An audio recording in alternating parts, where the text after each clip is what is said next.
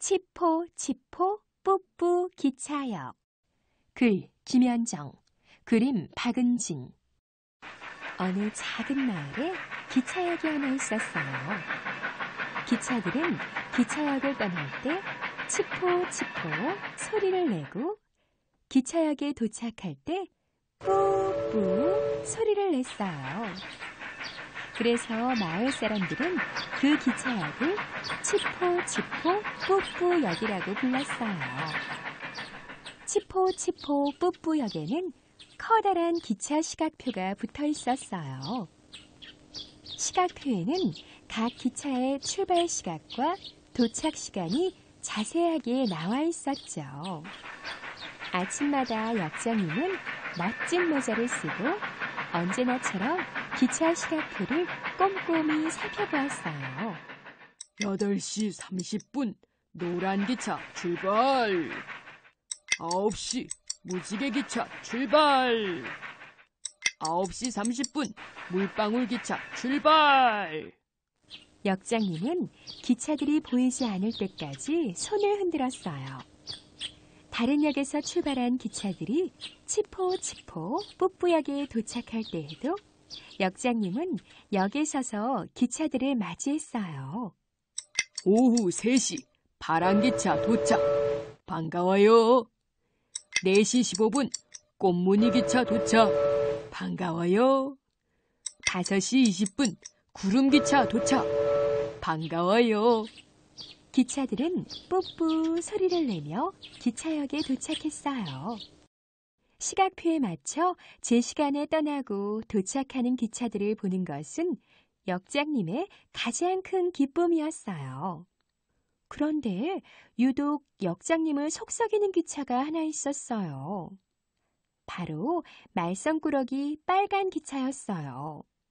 빨간 기차는 오늘 아침도 늦잠을 자서 출발 시각에 늦었어요. 역장님이 빨간 기차를 야단쳤어요.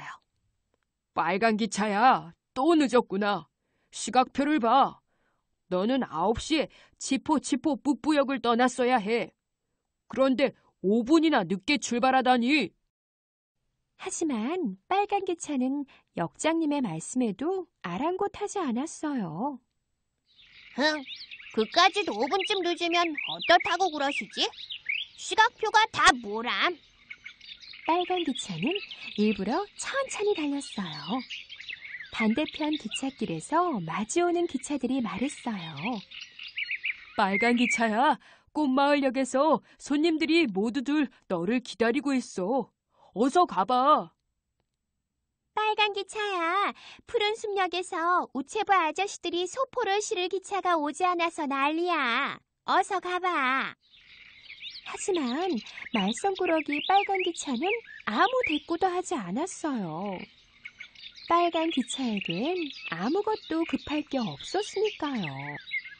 산들바람이 빨간 기차의 코끝에서 살랑거렸어요. 빨간 기차는 졸음이 왔어요. 잠깐 쉬었다 가볼까?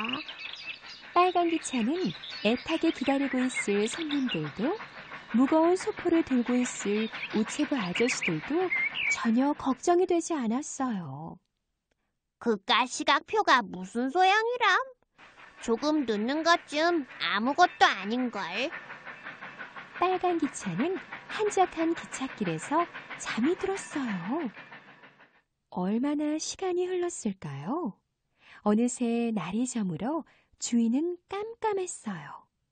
잠들어 있던 빨간 기차는 눈을 떴어요. 지금이 몇 시지? 잠이 덜 깬 눈으로 주위를 둘러보던 빨간 기차는 깜짝 놀라서 눈이 동그래졌어요. 손님! 소포! 빨간 기차는 정신없이 속도를 내기 시작했어요. 꽃마을역에 도착했지만 역은 텅 비어 있었어요. 푸른숲 역에서도 우체부 아저씨들은 이미 집으로 돌아간 뒤였어요. 빨간 기차는 울상을 지었어요. 큰일 났네. 일을 어쩌면 좋담. 역장님한테 단단히 혼이 날 텐데. 빨간 기차는 도저히 치포치포 뽀뽀역으로 돌아갈 수가 없었어요. 진작에 역장님 말씀대로 제 시각에 출발할걸. 빨간 기차는 후회하면서 기찻길을 달렸어요. 한참을 가다 보니 산으로 둘러싸인 작은 기차역이 나왔어요. 희미한 달빛이 기차역을 비추고 있었어요. 기차역에는 조그만 글씨로 산마을역이라고 쓰여 있었어요. 기찻길은 거기서 끝이 나 있었어요. 빨간 기차는 어느새 마지막 역에 와 있었어요. 내가 제법 멀리 왔네. 이제는 어떻게 하면 좋지? 빨간 기차는 한숨을 푹 내쉬었어요. 그때 역 쪽에서 울음소리가 들렸어요. 작은 토끼가 훌쩍훌쩍 울고 있었어요.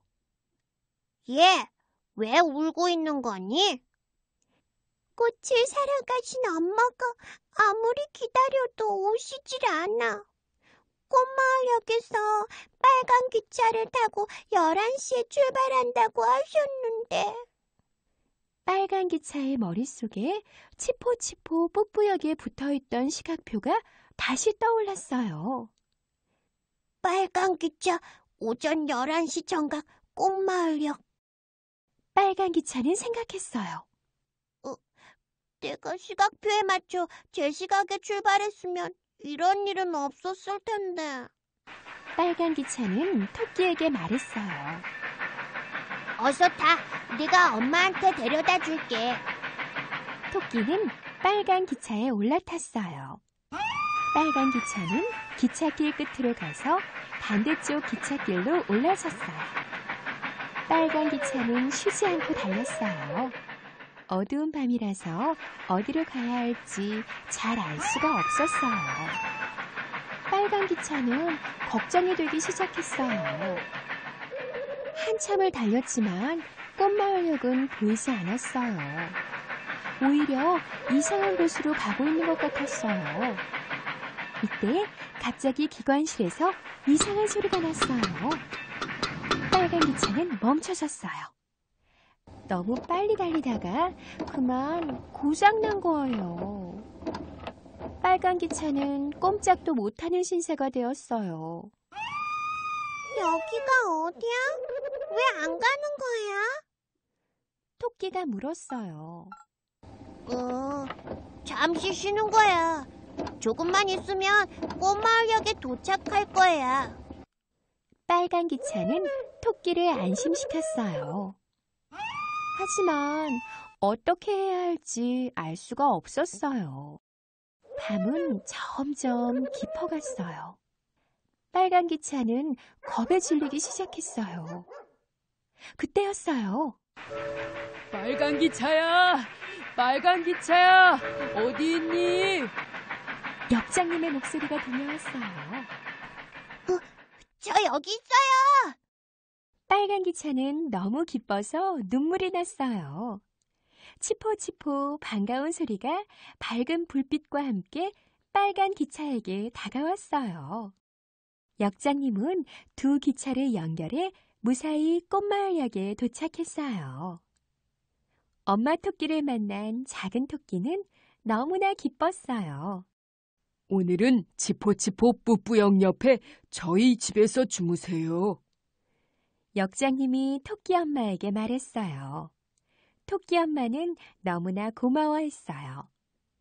내일 아침 9시 정각에 빨간 기차가 산마을역을 향해 출발할 겁니다. 역장님은 빨간 기차에게 눈을 찡긋 하셨어요. 그럼요. 기차 시각표에 그렇게 되어 있는 걸요. 빨간 기차가 힘차게 대답했어요.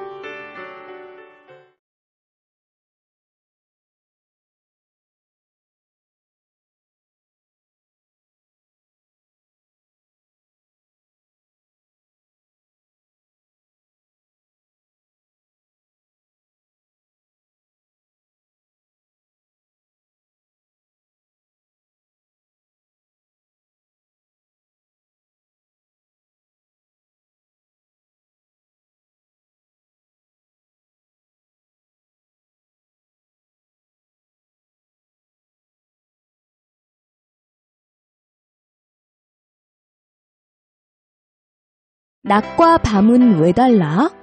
로랑 사바티에, 실비 마티지웨, 이자벨 모앙기오 글, 레베카 도트르메르 그림, 행복의 나무 옮김. 여름휴가 첫날이에요. 어젯밤 나나네 가족은 오스카와 함께 바닷가에 도착했어요. 얘들아, 어서 일어나라. 날씨가 좋아서 물놀이하기 참 좋겠다. 와, 신난다. 빨리 바다 보러 나가요. 자, 여기다 파라솔을 세우면 그늘이 생겨서 쉬기 좋을 거야. 보세요. 저쪽에 놀이기구가 있어요. 어제는 보지 못했는데. 당연하지. 캄캄할 때 도착했으니까. 환한 햇빛 때문인지 모든 게 즐겁고 활기차 보이는걸? 낮에는 밝은 햇빛 덕분에 멋진 바닷가 풍경을 잘 볼 수 있어요. 바다와 산과 배와 건물이 어우러진 바스티아 항구는 참 아름다워요. 밤이 되면 바닷가 경치가 잘 보이지 않아. 모두 회색처럼 어둡게 보인단다. 밤에는 태양이 비치지 않아 멋진 바닷가 풍경을 잘 볼 수 없어요. 그래서 전등처럼 태양을 대신할 불빛이 필요하답니다. 낮과 밤이 생기는 이유는 뭐예요? 그건 지구가 팽이처럼 태양의 둘레를 돌기 때문이야. 정말요? 나는 지구가 움직이는 게 하나도 안 느껴지는데. 태양은 지구를 비추는 거대하고 둥근 불덩이예요. 그리고 태양계의 중심이 되는 별이기도 해요. 낮 동안 우리는 햇빛이 비치는 곳에 있어요.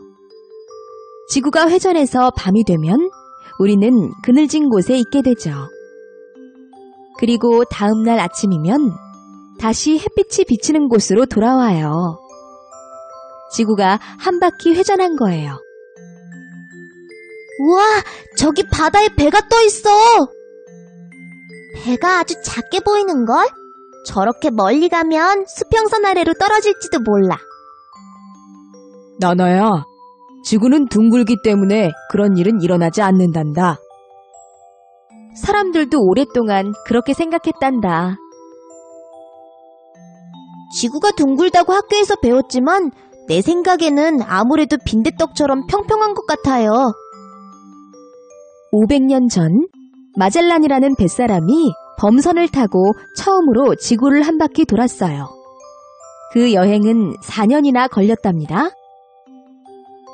난 비행기를 타고 지구를 여행하고 싶어요.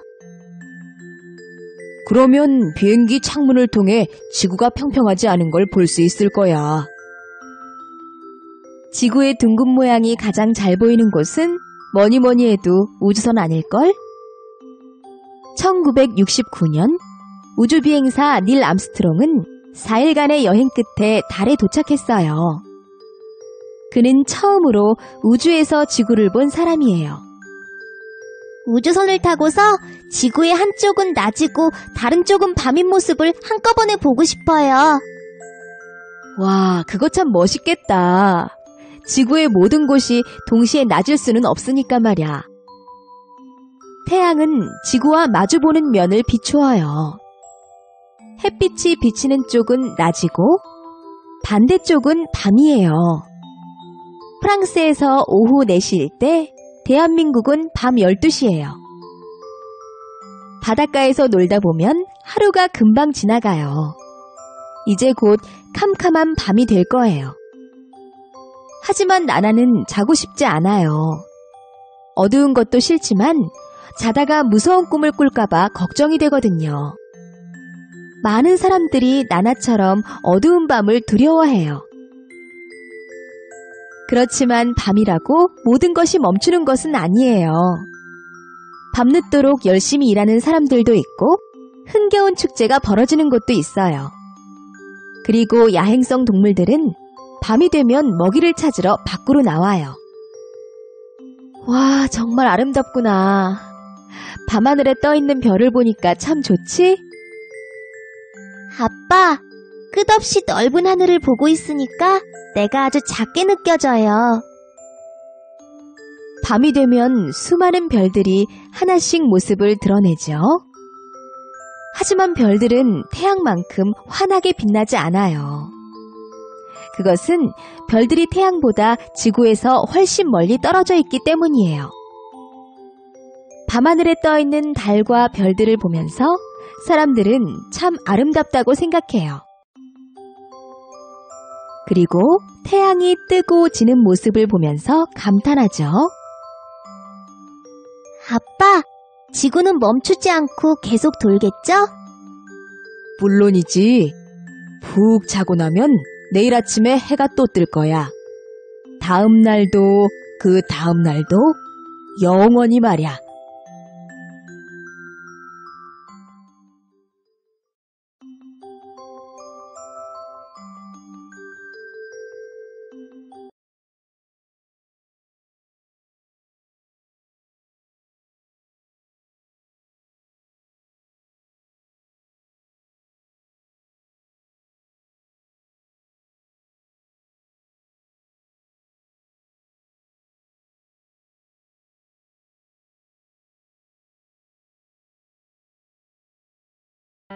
밥은 왜 먹어?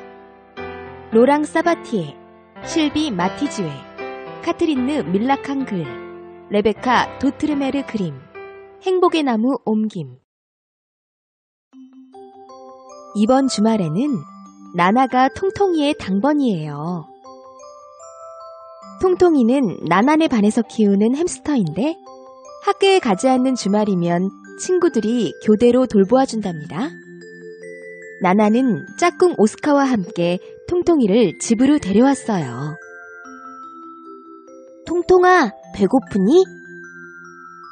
나나는 주말 동안 통통이의 집을 깨끗이 청소하고 먹이도 잘 챙겨주기로 엄마와 약속했어요.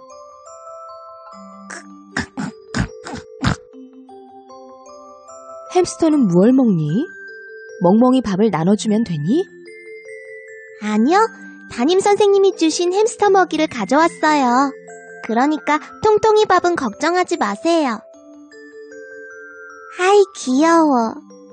햄스터는 채소와 과일을 먹는 채식동물이래. 멍멍아, 넌 뭐가 가장 맛있어? 쥐처럼 생긴 마모트는 식물의 잎사귀와 뿌리, 그리고 열매를 먹는 채식동물이에요. 돼지는 무엇이든 다 잘 먹는 잡식동물이고요. 악어는 새와 물고기, 그리고 커다란 얼룩말까지도 잡아먹는 무서운 육식동물이랍니다. 나나는 오스카와 함께 통통이에게 깨끗한 물과 먹이를 그릇에 담아주었어요.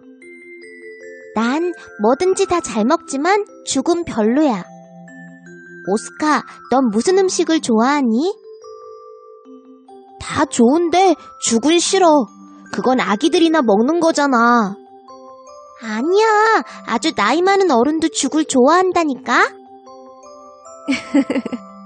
엄마도 죽을 좋아하는데 내가 그렇게 늙어 보이니? 나는 짭짤한 게 좋아요. 달콤한 건 더 좋고요. 아니, 먹는 건 다 좋아요. 하지만 너는 김치는 맵다고 싫어하잖아. 음식을 먹는 것은 정말 놀라운 일이에요. 음식을 먹기 전부터 우리 코는 이미 맛있는 냄새를 맡을 수 있어요. 음식을 먹을 때 혀는 맛을 느끼고 입속에는 침이 고여요. 음식이 우리 몸속에서 어떤 일을 하는지 알고 있니? 물론이지. 홍당무를 먹으면 눈이 좋아진대. 통통아, 내 말이 맞지? 넌 채소를 좋아하니까 잘 알잖아. 골고루 먹는 게 가장 중요해요. 엄마가 간식으로 과자와 우유를 주었어요. 달콤한 과일을 먹다가 오스카가 갑자기 생각난 듯 말했어요. 지난 일요일에 삼촌네 집에 가서 사과를 먹었는데 안에 조그만 벌레가 있지 뭐야? 난 텔레비전에서 생쥐를 잡아먹는 고양이를 본 적이 있어. 엄마 눈에는 맛있게 간식을 먹는 작은 새 2마리만 보이는걸? 에이, 작은 새는 싫어요. 고양이한테 한 입에 잡아먹히잖아요. 먹이사슬. 장미와 나뭇잎을 먹고 사는 진딧물. 진딧물을 먹고 사는 무당벌레. 무당벌레를 잡아먹는 새. 새를 잡아먹는 고양이. 만일 정원사 아저씨가 진딧물이 생기지 않도록 꽃과 나무에 살충제를 뿌리면 무당벌레는 더 이상 먹을 것이 없고, 그러면 새들도 무당벌레를 잡아먹지 못하겠지? 먹을 것이 없으면 무슨 일이 생길까? 마실 물이 없으면 어떡하지? 물과 음식이 없으면 아무도 살 수 없단다. 4일 동안 물을 마시지 못하면 사람이 죽을 수도 있대. 어린 포유동물들은 태어나면서부터 엄마의 젖을 먹고 자라요. 동물들이 먹이를 먹지 못하거나 물을 마시지 못하면 몸이 말라서 뼈가 튀어나오고 힘도 없어지죠. 옛날부터 사람들은 음식을 얻기 위해 한 곳에 모여 살았어요. 함께 농사를 짓고 소와 양 같은 가축들을 방목했죠. 지금도 사람들은 곡식을 재배해서 밥과 빵을 만들어 먹고 소와 돼지를 길러서 고기를 먹는단다. 젖소에서 우유를 짜 마실 수도 있어요. 벼는 무덥고 비가 많이 내리는 열대지방에서 잘 자란단다. 벼는 물이 가득한 논에서 자라요. 사진은 쌀이 많이 나는 베트남의 논에서 모내기를 하는 모습이에요. 세계의 각 나라마다 그들만의 특별한 음식이 있어요. 우리나라 같은 아시아에서는 매일 밥을 먹죠. 나물과 찌개, 고기와 생선 같은 맛있는 반찬과 함께 말이에요. 불이 있기 때문에 우리가 음식을 맛있게 요리해서 먹을 수 있는 거야. 간식을 먹고 나서 나나와 오스카는 밖에 나가 놀기로 했어요. 나나가 자전거를 타며 말했어요. 통통아, 나갔다 올게. 맛있게 먹고 있어.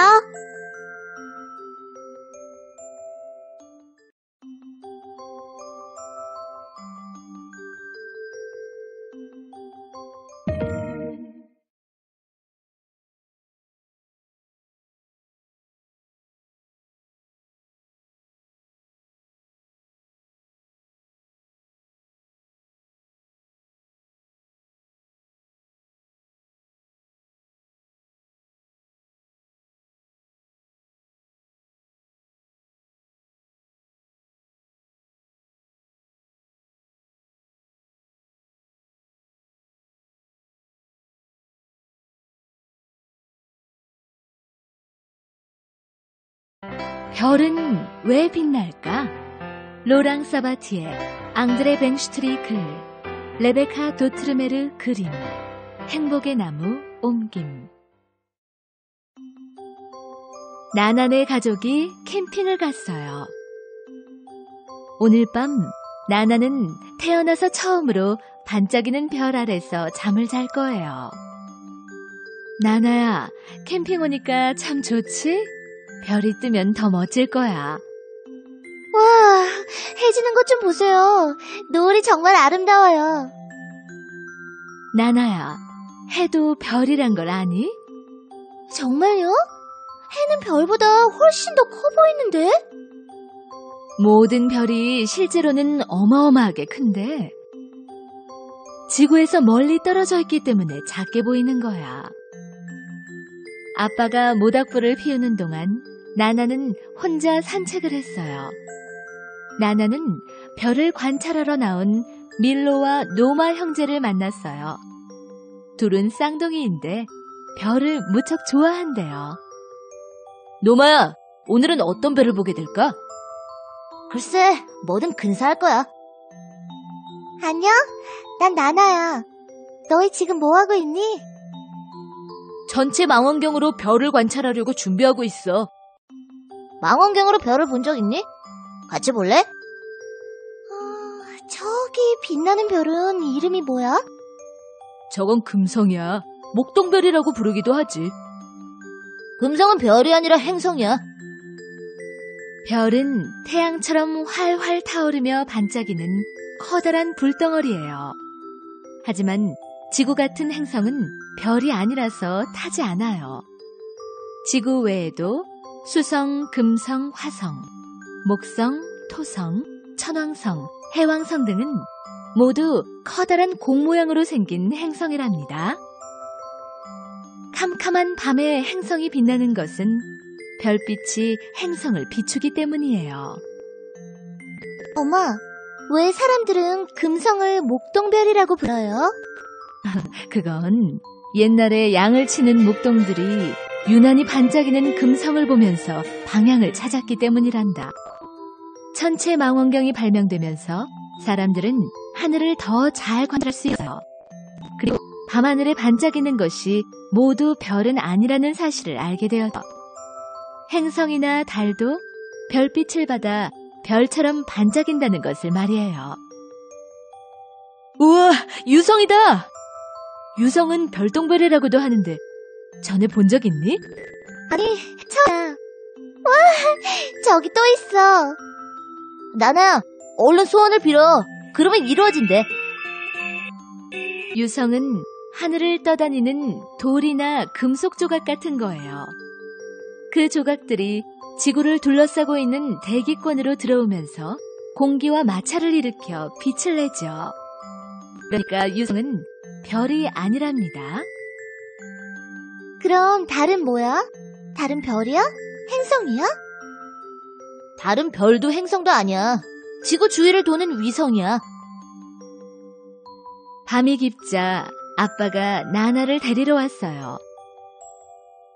나나는 천체망원경으로 별을 관찰하느라 시간 가는 줄도 몰랐어요. 위성은 행성 주위를 돌고 행성은 태양 주위를 돌아. 달이 빛나는 건 태양빛을 반사하기 때문이야. 달에 관한 시와 노래도 무척 많단다. 나나야, 우리 같이 둥근 달 노래 부를까? 달은 지구의 밤을 환하게 비추어요. 은은하게 빛나는 달의 아름다움은 무엇과도 비교할 수 없죠. 그래서 사람들은 옛날부터 달을 보고 상상을 하면서 수많은 이야기와 노래를 만들어냈어요. 나나야, 빨리 와봐. 저기 큰 곰자리가 보여. 알았어. 금방 갈게. 옛날부터 사람들에게 잘 알려진 별자리에는 동물이나 물건, 신화적 인물들의 이름이 붙여졌어요. 지금 보이는 것은 큰 곰자리예요. 아빠, 별은 왜 밤에만 떠요? 나나야, 아빠가 이렇게 손전등으로 너를 환하게 비추니까 별이 안 보이지? 낮에는 해가 바로 이 손전등 같은 역할을 한단다. 그래서 햇빛이 비치는 낮에는 별이 보이지 않는 거야. 별은 얼마나 많을까? 셀 수 없을 만큼 많을걸? 무수히 많은 별이 모여서 은하를 이루는 거래. 수많은 별들이 지구와 태양이 속한 은하계를 이루어요. 그것을 우리 은하라고 해요. 이 사진은 태양이에요. 이렇게 보니까 태양도 별로 크지 않죠? 지구에서 태양까지의 거리는 그리 멀지 않아요. 저기 보이는 것이 마젤란 은하야. 우리 은하 주위에 있는 작은 은하지. 잘 보면 여기서도 은하를 볼 수 있어. 그보다 더 멀리 볼 수도 있고. 우주에서 보면 우린 너무 작아서 아예 보이지도 않겠는걸? 얘들아, 내일 또 만나자. 엄마, 별들이 반짝이는 밤하늘을 여행하고 싶어요. 엄마가 별나라를 여행하는 좋은 방법 알려줄까? 우주선이 발명되면서 사람들은 먼 우주를 여행할 수 있게 되었어요. 하지만 태양에서 가장 가까운 다른 별까지 가려면 수백 년이 걸린답니다. 엄마, 별나라 여행은요? 어서 들어가서 푹 자. 그럼 별나라를 여행하는 멋진 꿈을 꿀 거야. 나나야, 잘 자라.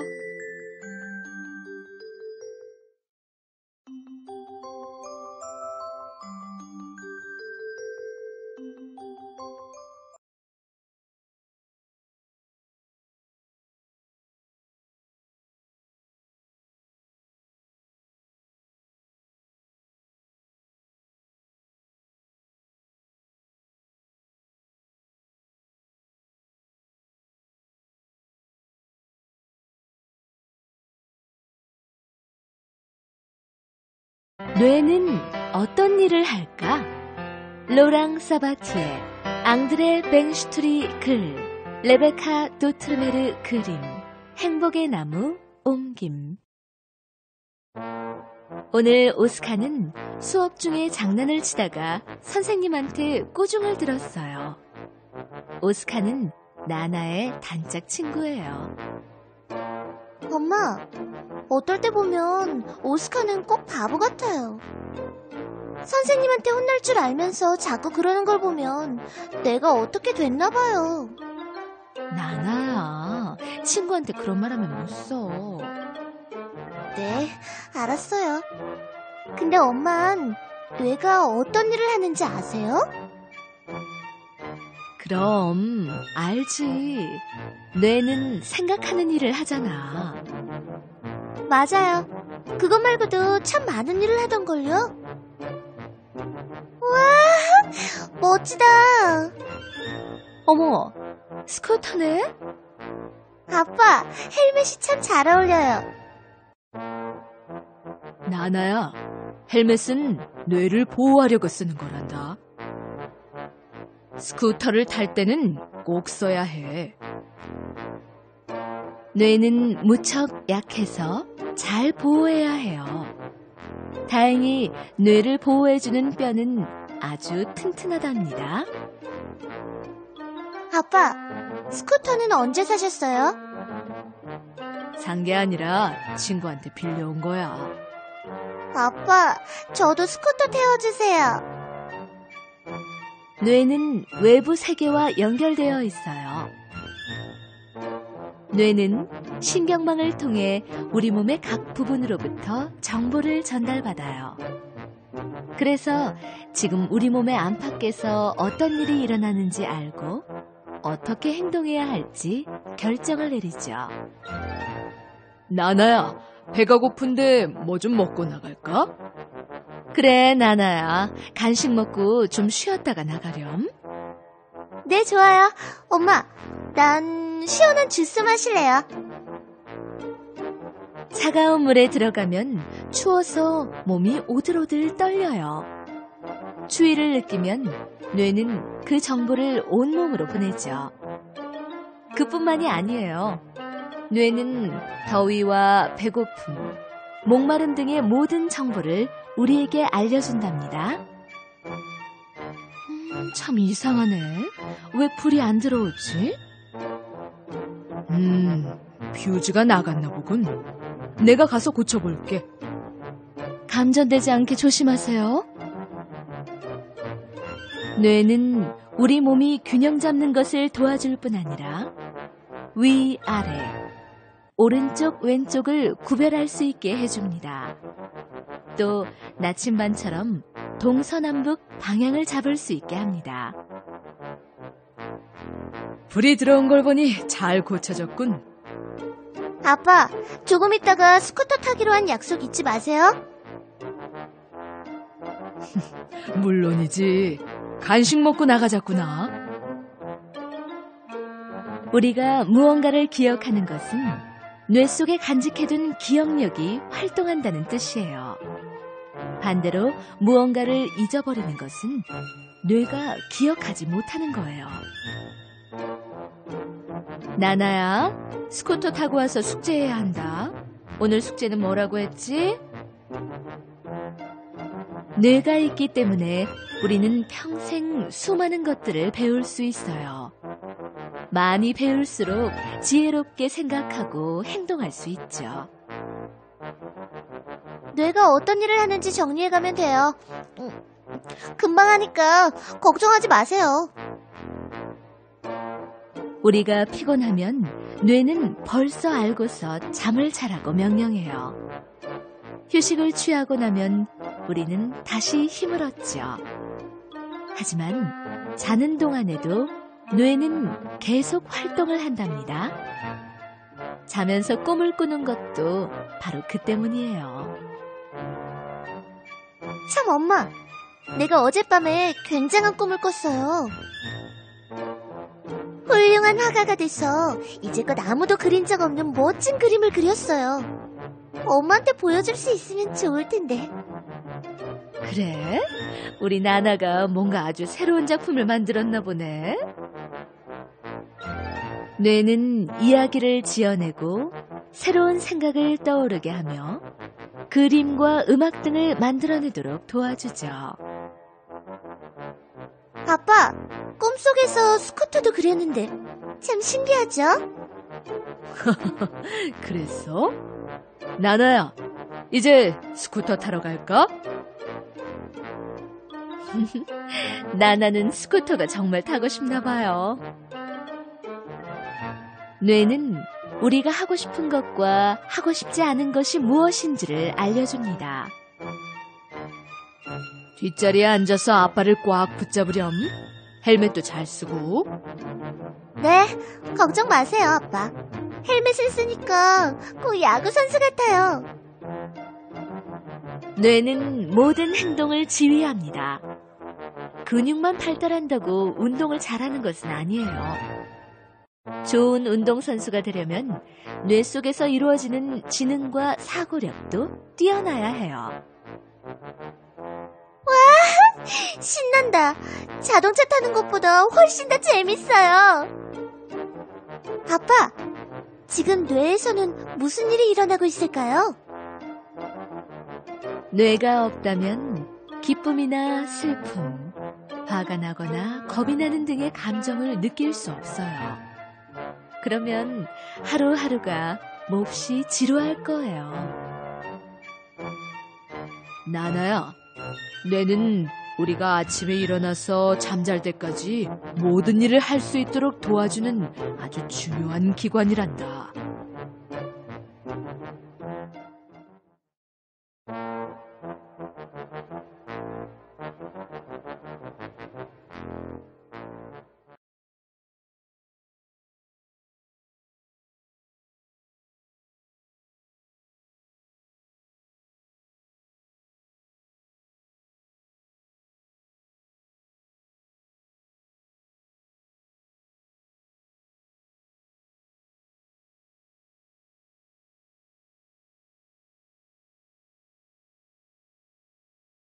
선사시대에는 어떻게 살았을까?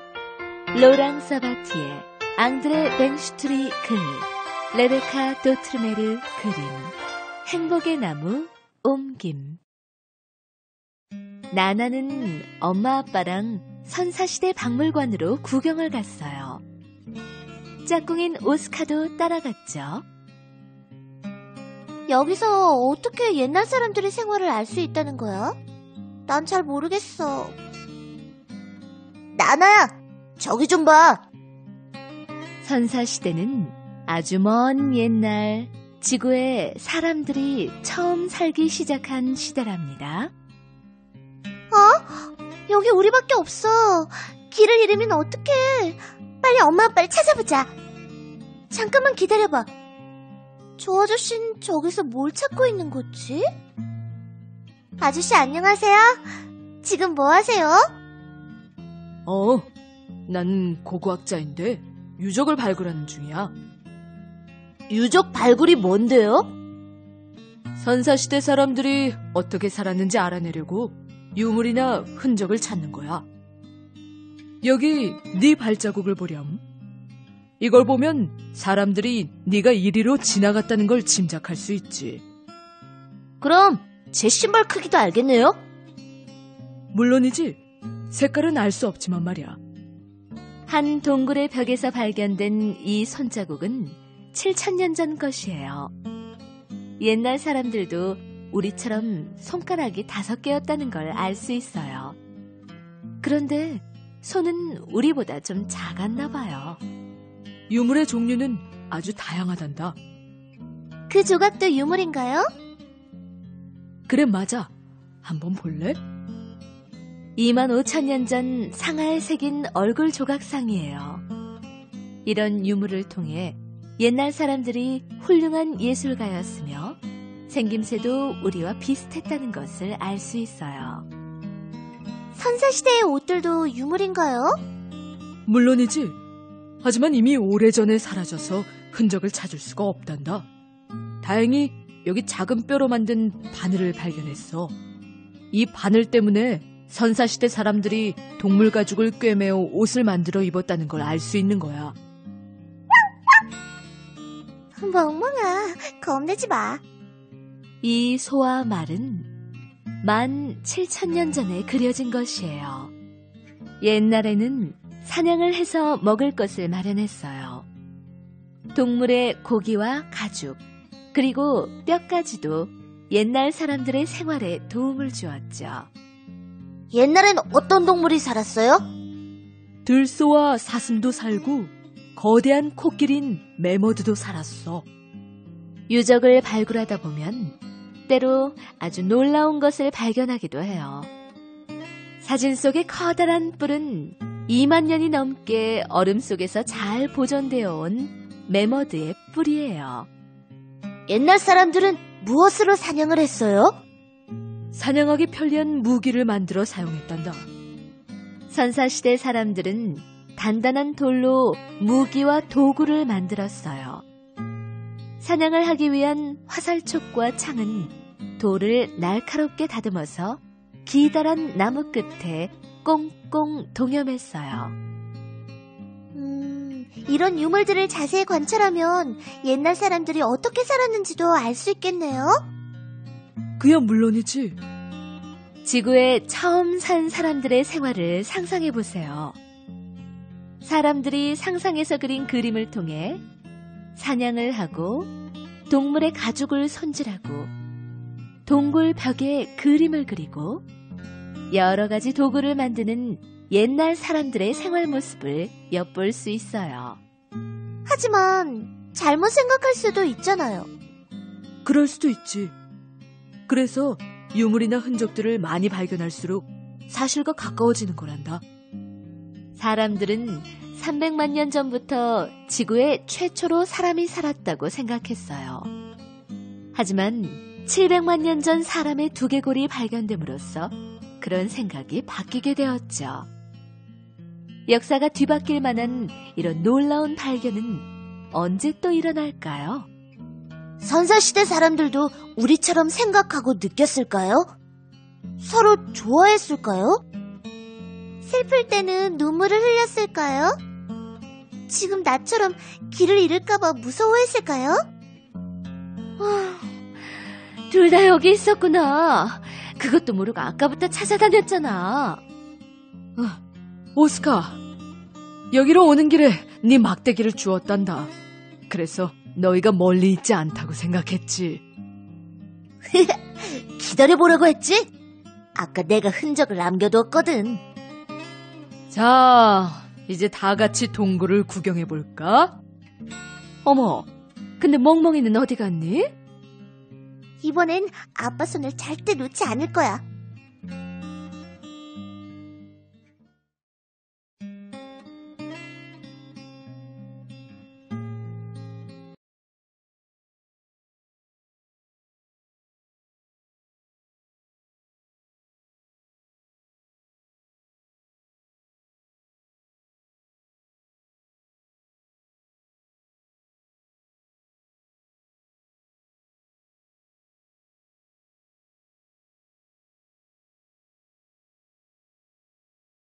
물은 왜 필요해?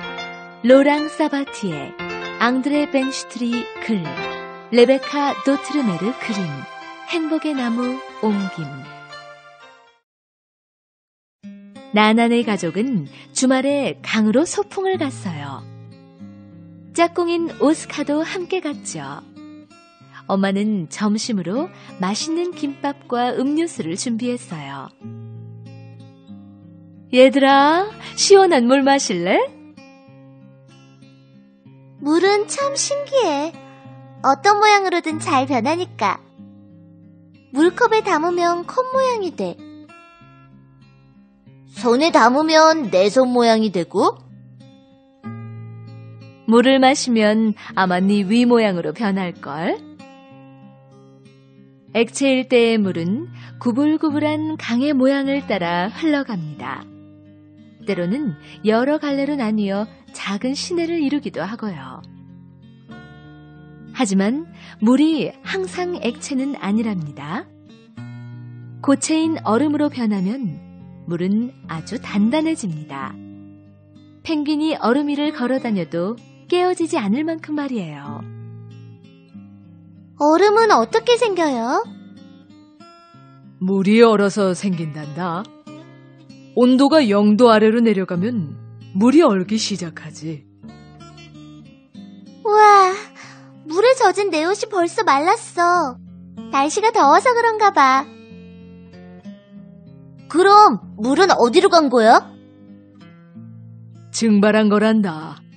물은 늘 공기 중에 있지만 우리 눈에는 보이지 않아. 뜨거운 물이 펑펑 솟아나는 온천도 있어요.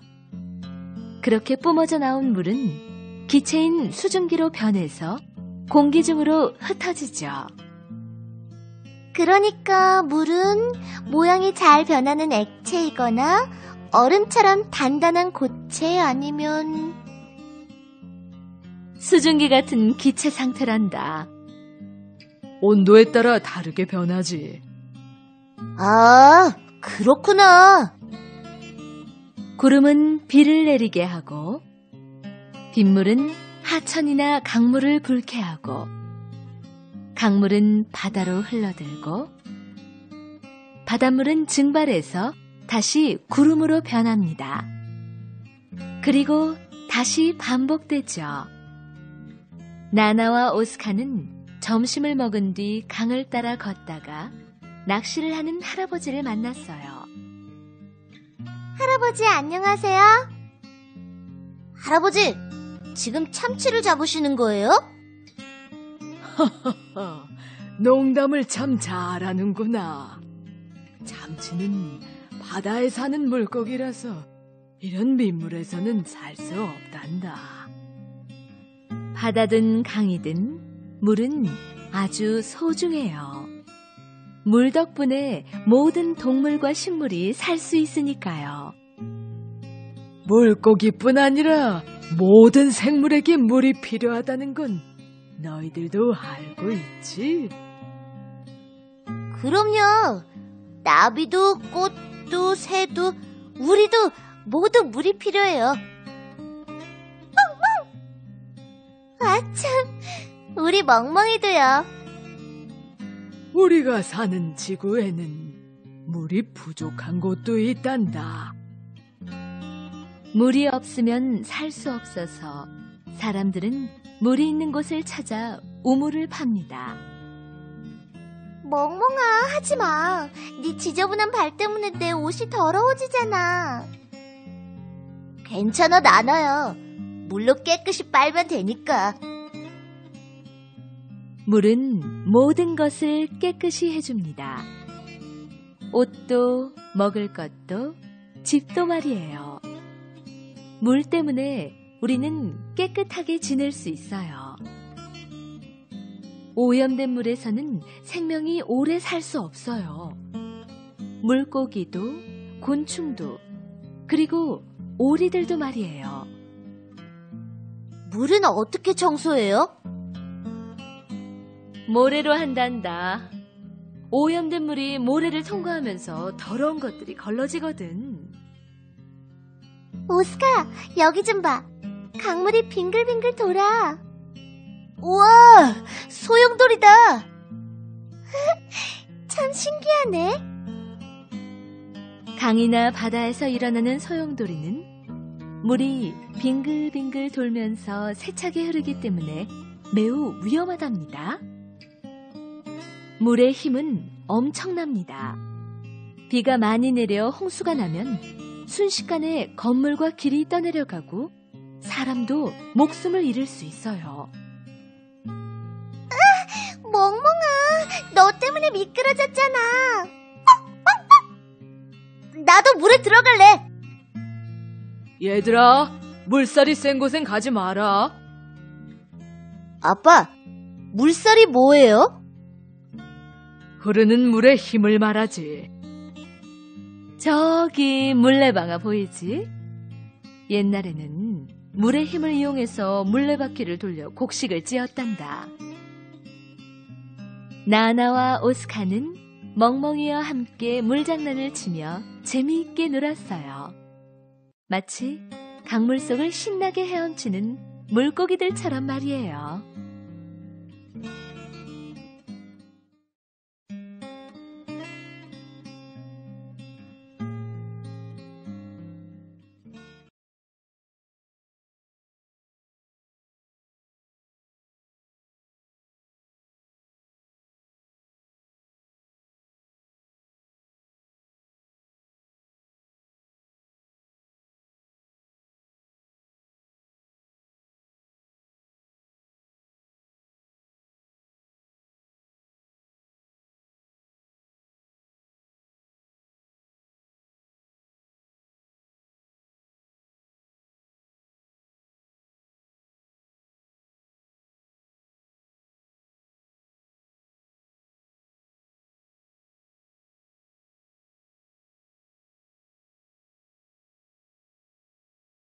포, 치포, 뿌뿌, 기차역.